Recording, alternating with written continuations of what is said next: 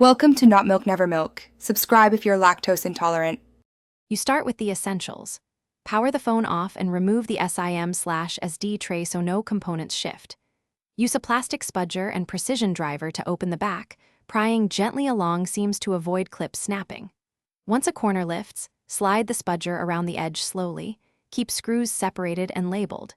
You do this to expose the midframe safely and to prevent loss or mixing of tiny parts that will matter for reassembly.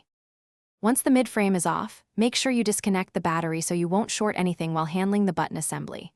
You'll see the volume flex cable and its connector. Lift the locking tab and slide the cable free.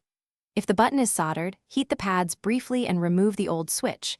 If it's modular, unclip it with tweezers. Keep track of small shields and screws. Once the old part is out, test fit the replacement to confirm alignment and connector orientation. You now seat the replacement volume button into its slot, making sure any rubber or foam cushions are positioned the same way. Reconnect the flex cable and lock the tab, then temporarily reconnect the battery to test the button function before fully reassembling. Once confirmed, power off, disconnect battery, replace midframe and tighten screws to spec, and reinstall the SIM tray. If the button doesn't work, clean contacts, reseat the flex, and verify battery connection.